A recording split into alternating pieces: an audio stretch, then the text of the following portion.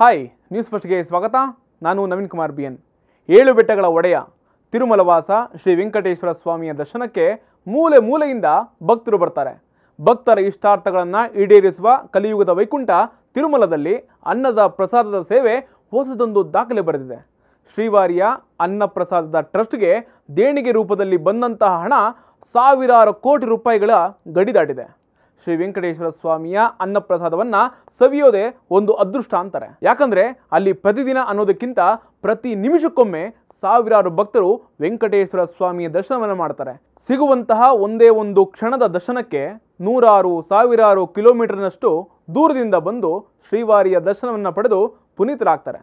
ಅದೇ ರೀತಿ ತಿರುಮಲದಲ್ಲಿ ನಡೆಯುವಂತಹ ಅನ್ನಪ್ರಸಾದಕ್ಕೆ ತನ್ನದೇ ಆದಂತಹ ಶಕ್ತಿ ಇದೆ.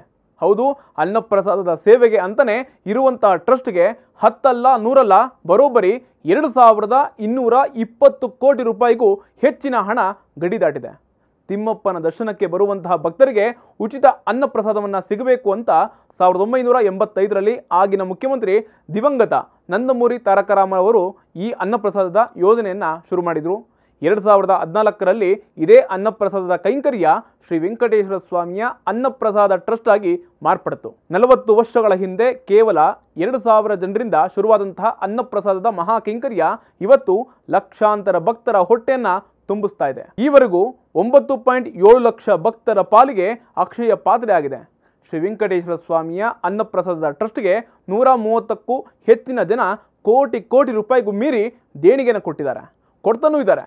ತಿರುಮಲ ಅನ್ನಪ್ರಸಾದಕ್ಕೆ ಪ್ರತಿದಿನವೂ ಏನಿಲ್ಲ ಅಂದ್ರೂ 44 ಲಕ್ಷ ರೂಪಾಯಿ ಖರ್ಚಾಗ್ತಾ ಇದೆ.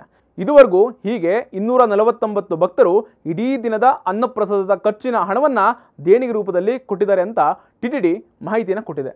ಲಕ್ಷ ಭಕ್ತರು ಸೇರುವಂತಹ ಮಹಾಕ್ಷೇತ್ರವಾಗಿರೋ ತಿರುಮಲ ವೆಂಕಟೇಶ್ವರ ಸ್ವಾಮಿಯ ದೇವಸ್ಥಾನದ ಅನ್ನಪ್ರಸಾದವನ್ನು ಟ್ರಸ್ಟ್ ಅಡಿಯಲ್ಲಿ ಪ್ರತಿದಿನವೂ 2.5 ಲಕ್ಷ ಮಂದಿ ಪ್ರಸಾದವನ್ನು ಸ್ವೀಕರಿಸ್ತಾರೆ.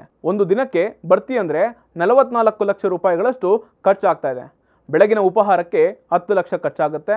ಮಧ್ಯಾಹ್ನದ ಊಟಕ್ಕೆ 17 ಲಕ್ಷ ರೂಪಾಯಿ ಖರ್ಚಾಗ್ತಾ ಇದೆ. ಇನ್ನು ರಾತ್ರಿಯ ಭೋಜನಕ್ಕೆ 17 ಲಕ್ಷ ರೂಪಾಯಿ ಖರ್ಚಾಗ್ತಾ ಇದೆ. ಆಹಾರ ಸಾಮಗ್ರಿ ಖರೀದಿಯಿಂದ ಹಿಡಿದು ಅಡಿಗೆ ತಯಾರಿ, ಪ್ರಸಾದ ಬಡಿಸುವಂತಹ ಸಿಬ್ಬಂದಿ ವೇತನದವರೆಗೂ ಕೂಡ ಪ್ರತಿದಿನ ಅನ್ನಪ್ರಸಾದಕ್ಕೋಸ್ಕರನೇ 44 ಲಕ್ಷ ರೂಪಾಯಿ ಆಗ್ತಾ ಇದೆ.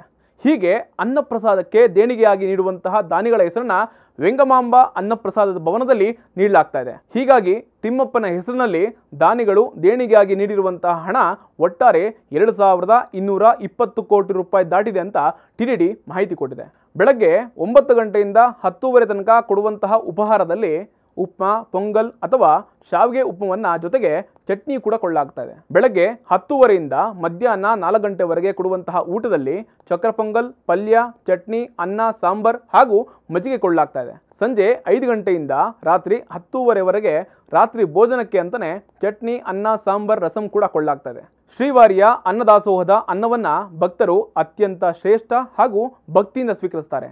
ಹಸಿವನ್ನ ನೀಗಿಸುವಂತಹ ಈ ಮಹಾಯಜ್ಞಕ್ಕೆ ಕೈ ಜೋಡಿಸ್ತಾ ಇರುವಂತಹ ದಾನಿಗಳ ಈ ಕೆಲಸಕ್ಕೆ ಇದು ಸಾರ್ಥಕ ಕೆಲಸ ಅಂತ ಜನರು ಹೇಳ್ತಾ ಇದ್ದಾರೆ.